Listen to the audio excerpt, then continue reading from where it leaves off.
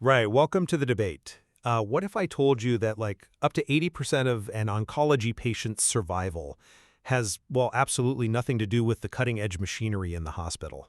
That is a staggering statistic, honestly. Right. It has nothing to do with the targeted therapies or the radiation vaults or, the absolute precision of a surgeon's scalpel. Yeah, I mean, we can measure a tumor shrinking down to the millimeter, but Exactly. but if a patient doesn't have proper nutrition, or if the sheer trauma of medically induced hair loss strips them of their dignity to the point where they stop leaving their house, well, that multi-million-dollar clinical machinery completely fails. It fails completely, which brings us directly to the core of our discussion today. We are examining this incredibly innovative model established by an entity called SGB2B, LLC. Right, SGB2B. Yeah, and they operate as this administrative umbrella. Essentially, they are the connective tissue between a devastating cancer diagnosis and a patient's dignity. Because what they do is take non-clinical palliative support, things like specialized meal plans from local chefs or custom cranial prosthetics for textured hair provided by community stylists, and they turn those services into a billable clinical reality. They are taking these community-level healers and integrating them directly into the formal medical coding infrastructure. And they've proven this model too, securing official validation and vendor status with major institutions. Most notably, Moffitt Cancer Center and Dedicated Senior Medical Center. Which is huge. It really is. And this brings us to the central disagreement we are exploring today. Does formalizing and medicalizing this non-clinical support represent the most effective evolution of equitable healthcare? Right, specifically by tying it to medical billing codes and institutional metrics like preventing patient leakage, which is a term we will definitely get into. Oh, we definitely will. I represent the view that integrating these grassroots services into standard billable institutional structures is, well, it's a necessary, highly effective innovation. It is the only way to genuinely sustain health equity. And I will argue the counter-perspective. Because while the services themselves are absolutely vital, framing trauma-informed care around institutional efficiency fundamentally alters the care itself. You think it compromises it? I do. Pitching it to hospital executives as a financial solution to patient leakage risks compromising the core mission of patient-centered healing by subordinating it to administrative, compliance, and hospital revenue retention. Okay, let me lay out why the systemic integration is not just beneficial, but absolutely vital for survival. As we mentioned, social determinants of health, or SDOH, contribute to 60 to 80% of health outcomes. Yeah, a massive chunk of the outcome. Right. Yet, historically, how have we treated the things that address SDOH? We've treated proper nutrition, patient dignity, and community support as charity. Big sales and GoFundMe campaigns. Exactly. We rely on bake sales, GoFundMe, and the sheer goodwill of neighborhood networks.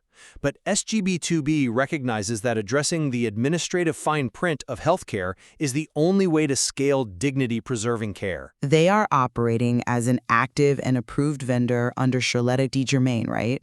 Yes, she has architected this incredible scalable blueprint for this. They specifically target black and brown stylists and cranial prosthesis specialists with a brilliant pitch. They say, stop working for tips and start working with codes.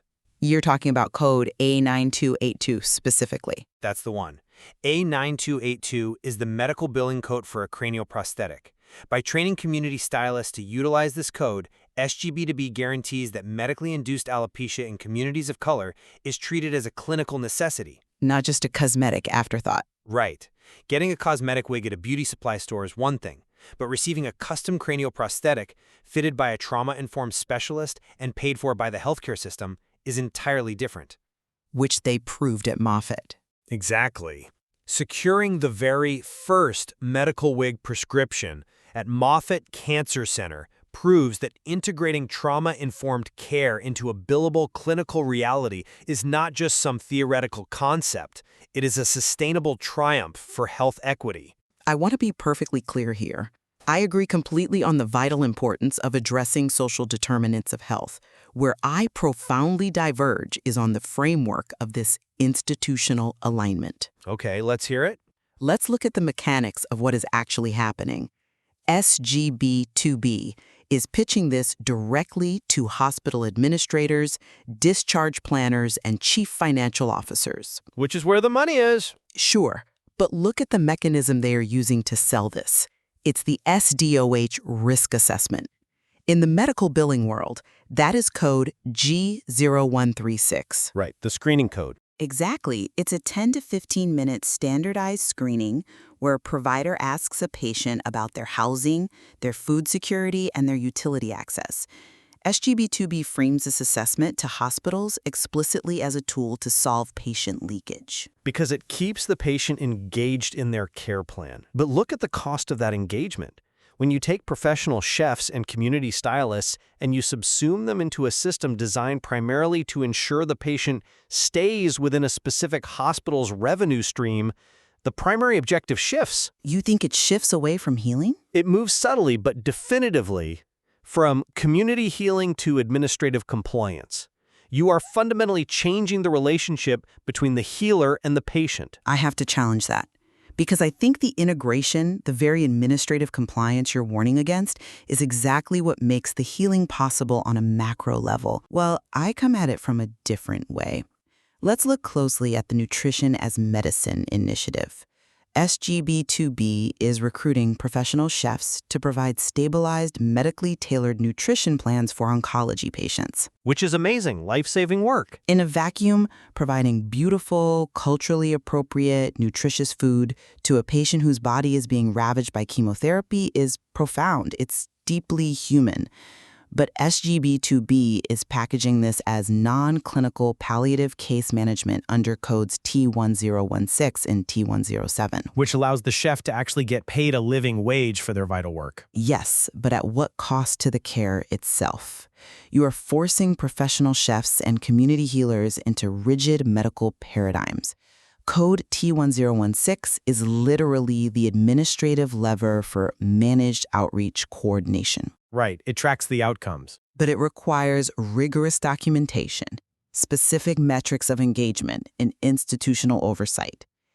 Does standardizing this care into institutional codes strip away the highly personalized, community-level empathy that makes trauma-informed care effective in the first place? I don't think it strips it away at all. You are asking a chef who cooks from a place of cultural resonance and empathy to suddenly think like a medical compliance officer filling out a CMS 1500 claim form. Now, if you're listening to this, you might be thinking, why on earth should my insurance premiums or hospital resources go toward paying a professional chef? Right. Why does a chef need a medical billing code? Exactly.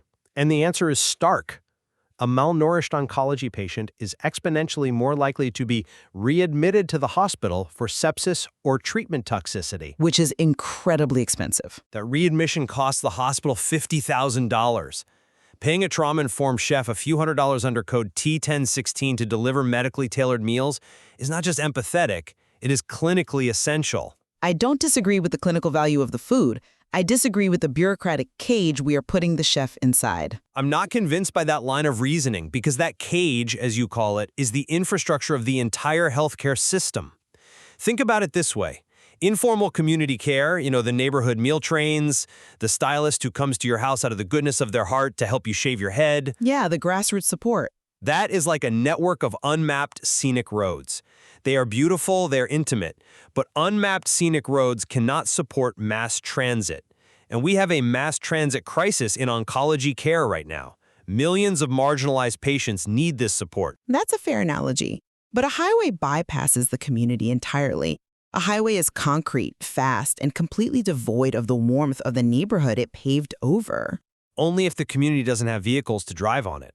SGB2B is the on-ramp, and they're providing the vehicles. By forcing them to learn billing codes? No, they're training these community providers to merge safely into hospital traffic. Let's look at the mechanism of how SGB2B actually works.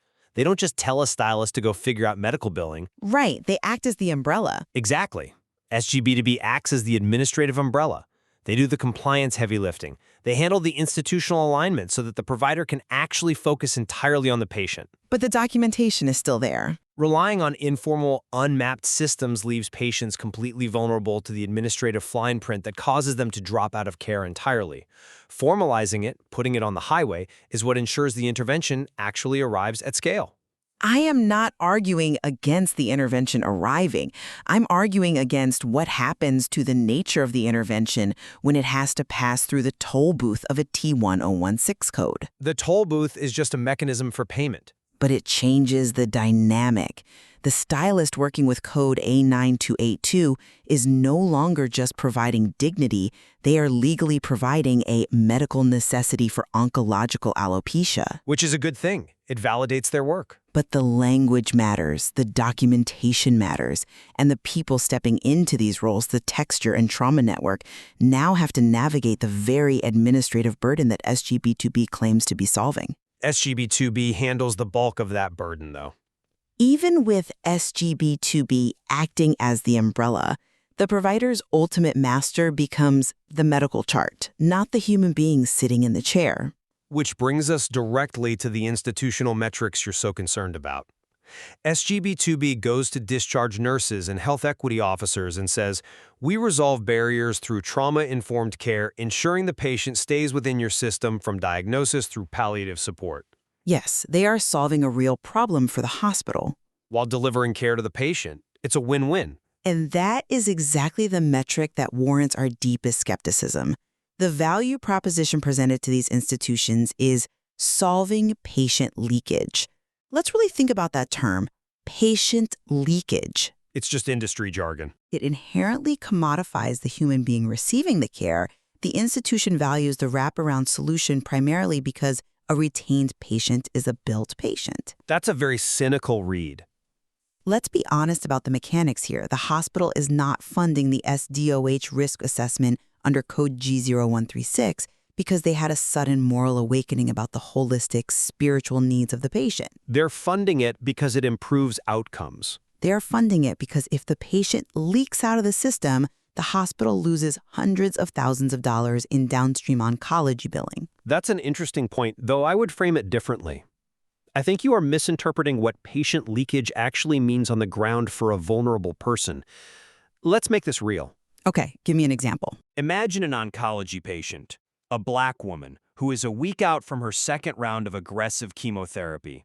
She has lost her hair, she feels entirely stripped of her dignity because she doesn't have a culturally competent cranial prosthetic. She feels deeply exposed. Right. The trauma is immense. Add to that, she is malnourished because she doesn't have the energy to cook, and she has to take 3 buses to get to the clinic. What happens? She misses her appointment. Exactly. She skips her next round of chemo. The hospital calls that patient leakage, which, yes, sounds like lost revenue for the CFO. But what is it really? It is care abandonment. I see the connection you're making. If an oncology patient leaves the system because they lack non-clinical interventions, they are not going down the street to seek better care at a competing hospital. They are falling through the cracks. They are going home to suffer and likely to die. But the motive... Solving patient leakage is completely synonymous with preventing care abandonment. SGB2B's connective tissue brilliantly aligns the hospital's financial incentives directly with the patient's literal survival.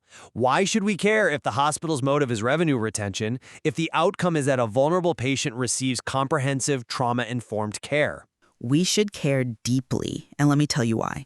When the driving force is revenue retention, the care will only be extended as long as the math works in the institution's favor. The math usually does work in favor of keeping people alive. But what happens when a patient requires extensive palliative support that exceeds their expected lifetime value in the clinical billing pipeline? That's a hypothetical extreme. Is it? If the metric of success is keeping the patient in the system to capture revenue, the trauma-informed care becomes a loss leader. It becomes a marketing tool. I strongly disagree with that characterization. And the moment the return on investment for code G0136 dips, or the hospital faces a budget shortfall, those wraparound solutions will be the very first things cut. Why? Because they were never truly about the patient's dignity. They were about plugging a hole in a financial bucket. That is a cynical view of institutional behavior, though, while I acknowledge the historical precedent that makes you feel that way.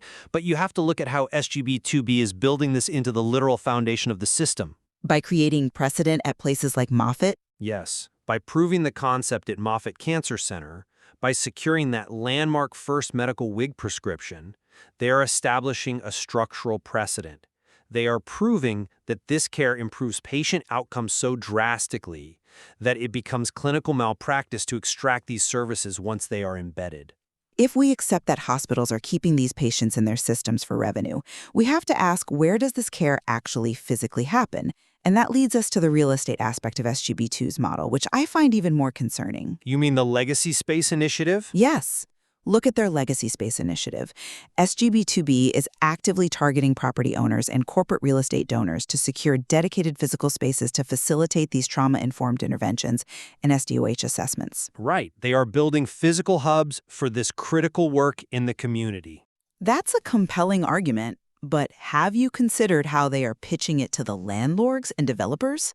They are heavily leveraging the DWG grant, which is a funding mechanism explicitly designed to incentivize community development and wealth generation. Which brings vital resources into marginalized areas. Yes, but they are telling corporate partners that by providing this real estate, they can access significant 501c3-style tax deductions and fulfill community benefit requirements required for nonprofit hospitals. So, it's a smart use of tax law. This further corporatizes equity. It takes the deeply personal, sensitive work of addressing a patient's social determinants of health and transforms it into a transactional tool for wealthy donors and property developers to lower their corporate tax liability. Is patient dignity now just a vehicle for real estate tax strategy? I see why you think that, but let me give you a different perspective. Relying purely on altruism has historically failed marginalized communities. I'm not saying we rely on bake sales again. But that's the alternative. Altruism has entirely failed to address the 60 to 80% impact that SDOH has on health outcomes. We cannot solve systemic generational inequities with good intentions and volunteer hours. True. SGB2B is looking at the actual levers of power in our modern economy, utilizing tax codes, leveraging the DWG grant, and capitalizing on community benefit requirements to secure millions of dollars in resources for health equity initiatives is the exact definition of moving from non-clinical theory to billable clinical reality. It's playing their game. It forces existing massive financial structures to serve marginalized oncology patients. If a corporate real estate developer needs a tax deduction, and the end result is a fully funded, state-of-the-art legacy space where a Black woman with medically induced alopecia can receive a cranial prosthetic from a trauma-informed stylist with complete dignity, why on earth should we reject that mechanism? We shouldn't reject the outcome, but we absolutely must scrutinize what that mechanism does to the power dynamic of healthcare. Scrutiny is fair. When the physical space where trauma-informed healing happens is contingent on the tax strategy of a corporate partner, the power does not lie with the patient. It doesn't lie with the community stylists or the chefs. The power remains squarely with the capital class. But the resources are finally flowing to the community. My deep concern is that by playing the institution's game, by using their billing codes, solving their patient leakage metrics, and offering them lucrative tax breaks, SGB2B might win a few battles. The achievement at Moffitt Cancer Center is undeniably incredible. It is incredible, but ultimately, the overarching logic of the medical industrial complex remains completely unchallenged. The administrative fine print doesn't go away. It just gets translated into a different dialect that community healers are now forced to speak. But that translation is the very first step to access. You are demanding a utopian revolution in how healthcare is funded and structured. And while we wait around for that revolution to materialize, real people are dropping out of care today. I'm demanding we don't lose the soul of the care. SGB2B is operating in the world as it actually exists. By moving stylists from relying on tips to billing with codes, they are actively transferring wealth from massive clinical institutions directly into the hands of community practitioners. They are taking the billions of dollars that institutions already spend on administration and redirecting it into trauma-informed care. And as we move to summarize our positions, we have to continually ask ourselves, what is lost in that translation? I want to be abundantly clear. I believe the non-clinical interventions that SGB2B champions are absolutely vital. We definitely agree on that. Addressing the unique, deeply personal challenges of medically induced hair loss in communities of color and actively treating food as medicine through the work of community chefs are critical gaps in current oncology care. I fully acknowledge that Moffitt Cancer Center's approval of the medical wig prescription is a landmark event in the medical recognition of social determinants of health. It is a historic shift in how we define medical necessity. It is, but I must reiterate that heavily relying on institutional metrics like patient leakage and corporate real estate tax incentives requires deep, ongoing public scrutiny. We have to ensure that the trauma-informed core of this care, the pure human empathy that makes a stylist or a chef a genuine healer, isn't overshadowed, diluted, or ultimately corrupted by the vast administrative machinery they are plugging into. And I will summarize by re-emphasizing that tying non-clinical palliative support to actionable medical billing codes, specifically A9282, T1016, and G0136, is a necessary fundamental infrastructure for survival. The codes are definitely powerful tools. SXGB2B, operating as an active vendor under the framework established by Charlotte D. Germain, provides the scalable blueprint required to bridge the massive gap between a devastating diagnosis and patient dignity. We simply cannot afford to leave 60 to 80% of a patient's health outcome to chance, to charity, or to unmapped scenic roads. The administrative machinery exists. We must force it to process and pay for human dignity. It seems we both agree that the material we've explored today offers a fascinating and deeply complex lens into the future of healthcare administration. We are both looking at the exact same reality that clinical interventions, no matter how technologically advanced, are fundamentally insufficient without addressing the social determinants of health. Precisely. We are debating the best, most sustainable way to map human empathy onto institutional billing grids. And it brings us right back to our opening thought. We often look at the clinical environment, the precision of the machinery, the highly visible medical interventions, and assume that is where the battle is won. When it's really the invisible scaffolding outside the sterile room. Exactly. But as we've seen today, the most crucial work often involves building that invisible scaffolding. The challenge that remains, and the question we must continually ask, is whether we can build that scaffolding out of institutional billing codes without losing the fundamental humanity that makes it structurally sound in the first place. A question that certainly leaves us with much more to explore in this material. It invites all of us to continually consider how we balance clinical reality with patient dignity. Thank you for joining us on the debate, and we leave you to reflect on where that balance truly lies.